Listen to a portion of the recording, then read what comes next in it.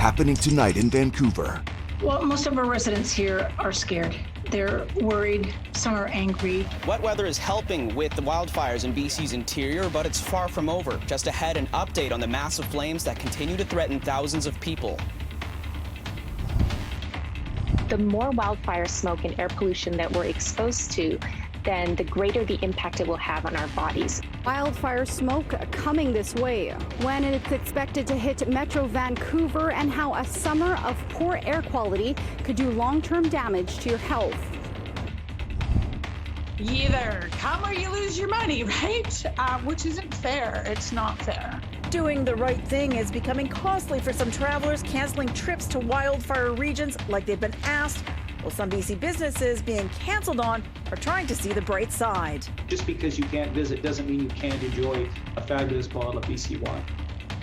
This is City News Everywhere. The impacts of this rain will be short-lived. Our farm fuels are wet, but deeper layers will remain dry. The showers and cooler temperatures are a welcome reprieve to BC's wildfire situation, but it's not over yet. Evacuation orders and alerts continue to displace thousands of people or leave them on standby. The entire city of Merritt, caught between two major wildfires, is ready to leave at a moment's notice. Well, most of our residents here are scared. They're worried, some are angry, but the majority of them are just worried about what the next steps are. Mayor Linda Brown in Merritt says their city's evacuation plan evolves on a moment-by-moment basis. 7,000 people living in that city are on alert. Their concerns are, where are we going? When are we going? And how are we going? You know, which route are we going to take? That seems to be really important. And how long is this going to be? And some of those questions I can't answer. And even talking about what route are they going to take, I can't answer.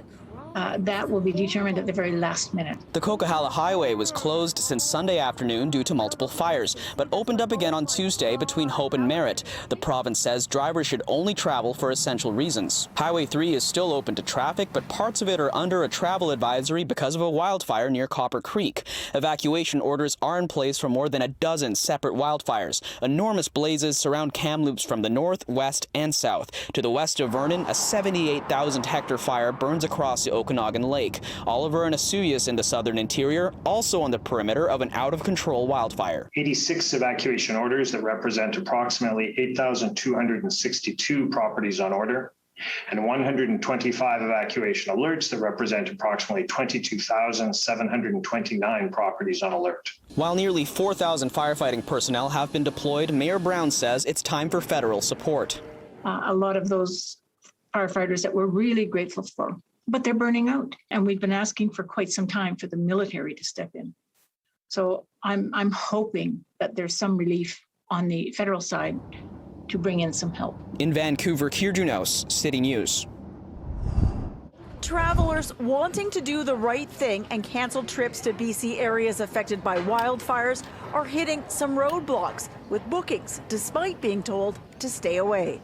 You either come or you lose your money, right? Which isn't fair. It's not fair. And knowing for the Penticton campsite where she'd reserved, losing their $1,200 booking would be a lot, she tried to be reasonable. We said, just rebook us for next year. No problem. They wouldn't even go for that. So she's taking a loss. Canceling an Airbnb booking in Okanagan Lake, even during an evacuation, would have meant losing half their cost for this Albertan. Even if we would have had to pay a little fee to cancel, like, we're prepared for it, but we were told it's 50%. That's the policy. They went, stayed one night before being evacuated, and still had to pay a full cleaning fee. Not every policy is as rigid. Interior wineries are asking people to check the situation twice before leaving and err on the side of caution.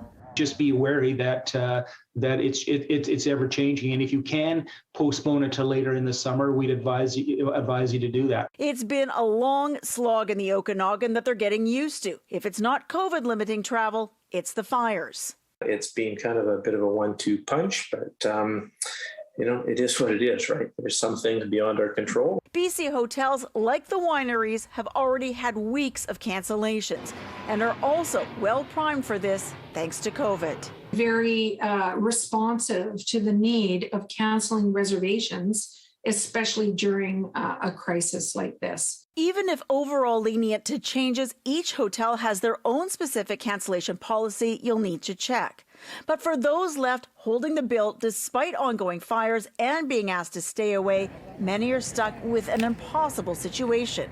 Go where they shouldn't be or lose a lot of money. I get why people are still traveling. I get why the highways are so busy, and I get why it's so frustrating to other communities and other people when they're trying to get out of these fires.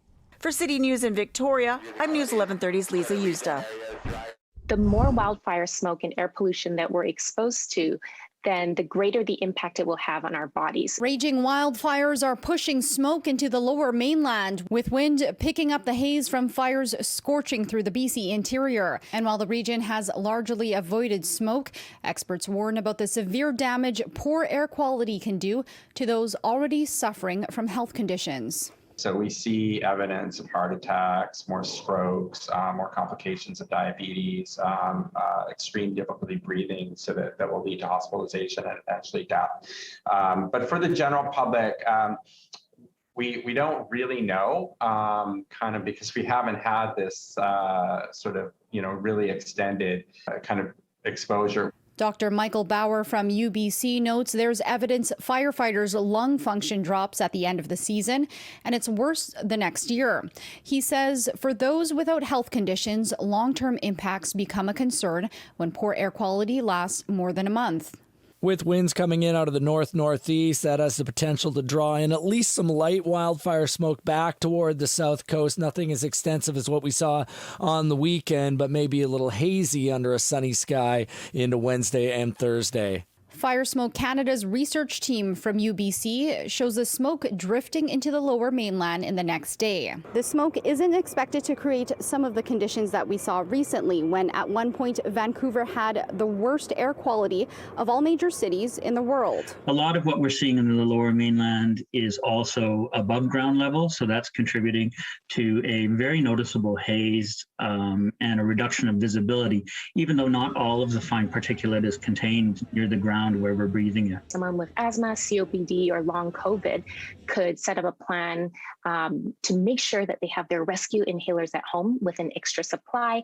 In case they need to evacuate, they can make a plan about where they can get extra inhalers. There's still a lot to learn about prolonged health impacts as more research is done on COVID long haulers and generally healthy people experiencing more summers surrounded by thick smoke. What we know from air pollution in general is that when we start to get into a month or 2 months of these very, very high levels of exposure, that this does lead to long-term impacts, basically a life shortening. In Vancouver, Crystal Adaris, City News. The victim of a deadly stabbing in Whistler over the weekend has been identified as 26-year-old Henry Stanley Garcia Molina. With the help of witnesses, police have determined that Henry was attacked shortly before 2 a.m. on Saturday morning in front of the Barefoot Bistro in Whistler Village. Investigators have identified several persons of interest and believe a number of people may have been involved in the murder. Henry's family is making an emotional public plea for any information that may help find the killer. A statement from them reads, Henry's life was taken senselessly in an act of violence while in Whistler Village, simply trying to grab a taxi back to his hotel. Henry's life did not deserve to be taken away so brutally. His loss has been the most painful thing that any parent has had to go through. Henry left a positive impact on everyone he has ever met, including all of his friends, family members from school, and various sports teams he was a part of. Henry was very involved with the community and admired by many. He was a kind-hearted young man who was always willing to help others. A man was hurt today after he was shot by police during an altercation downtown. A police officer was also seriously injured. Vancouver police were called around 5:30 a.m. to a building near Drake and Granville because a man was refusing to leave.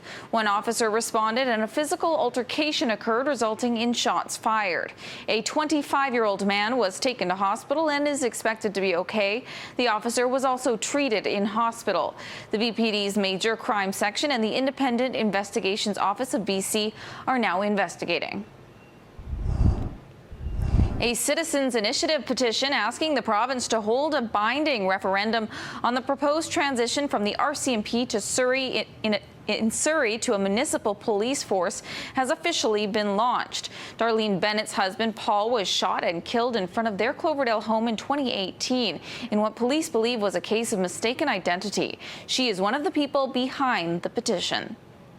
It's my hope that this will be successful, that the residents of Surrey will get a choice in how they are going forward with their policing. As I said before, I am 100% behind the Surrey RCMP. They have been amazing to my family, supportive. I can't say enough good things, and I'm just not willing to bet on maybe safer. My kids, deserve to be safe walking to school.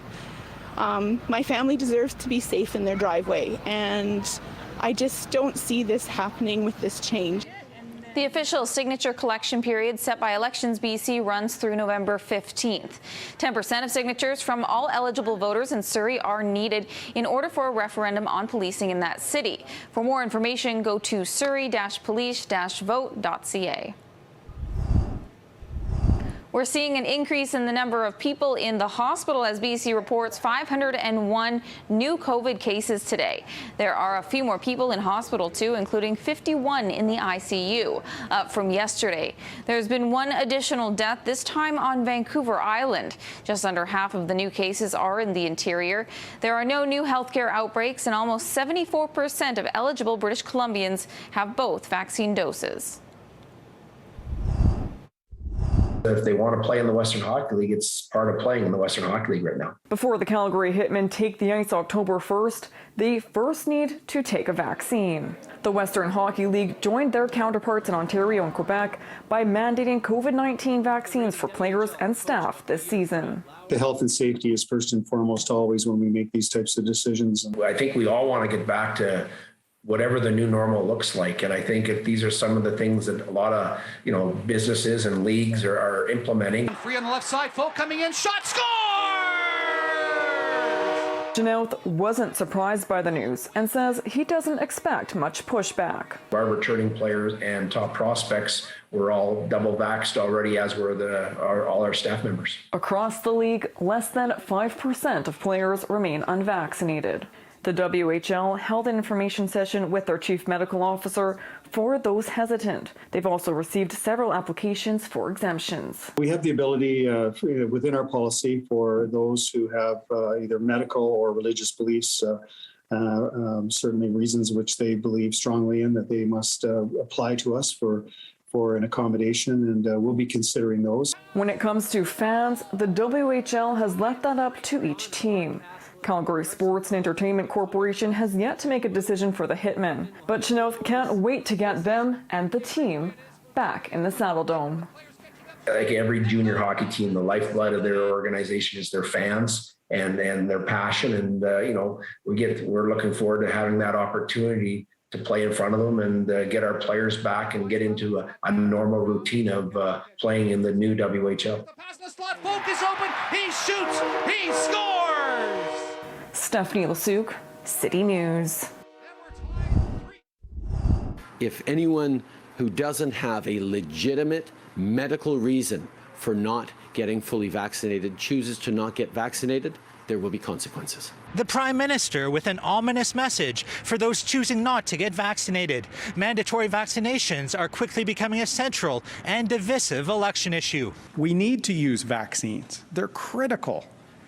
But in some cases where we can use daily rapid testing, masking and all other measures, we need to bring people together, not divide. We need to get people vaccinated, but also have a plan in cases where they're not. Just last week, Ottawa announced that all federally regulated employees, airline passengers and train passengers will be required to get fully vaccinated, a stance supported by the NDP. I strongly believe in a mandatory vaccination. And what that looks like is going to be that we're going to say to work in a certain employment federally and federally regulated, that you need to be vaccinated. Now, people have the choice not to get vaccinated, but there will be consequences for those choices. According to Health Canada, Canada's latest numbers, 81% of the population 12 and older have had at least one shot, and 71% 12 and up are fully vaccinated. And a new poll reveals the frustration many vaccinated Canadians feel towards those who choose not to be. 3/4 of the vaccinated say that they don't have a lot of sympathy for people who choose not to get vaccinated and then fall ill from COVID-19. I think that's a pretty stark finding. With the issue quickly snowballing on the campaign trail, Curl believes Erin O'Toole is stuck on a fence. The fine line that Erin O'Toole has to walk as the Conservative leader is the fact that while a majority of his base does support these types of measures, whether they be incentives or regulations, he's also got the highest proportion among his base who say government should do nothing. It should be entirely up to Canadians. In Ottawa, Nigel Newlove, City News. Major General Danny Forte is set to be charged with 1 count of sexual assault in Gatineau tomorrow. His lawyer has confirmed he's expected to appear in court and release a statement once the charge is laid Wednesday morning. The former head of Canada's COVID-19 vaccine rollout was replaced in May, just days before an investigation was launched to determine if charges should be laid. The allegation dates back to 1989, and Forte has denied any wrongdoing. He is also currently fighting the government in federal court for reinstatement to the position, alleging the decision to replace him was politically motivated and denied him due process.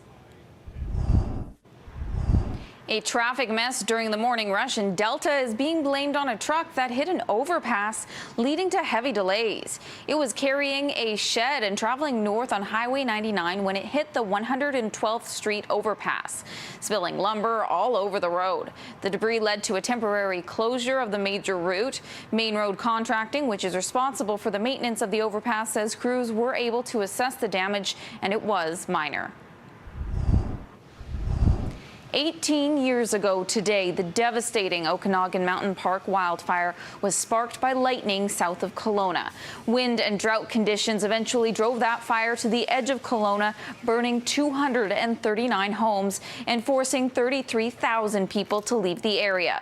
The fire charred nearly 260 square kilometers. It was finally doused through the collective efforts of 60 fire departments, 1,400 armed forces members, 1,000 wildfire fighters, and a budget of almost $34 million.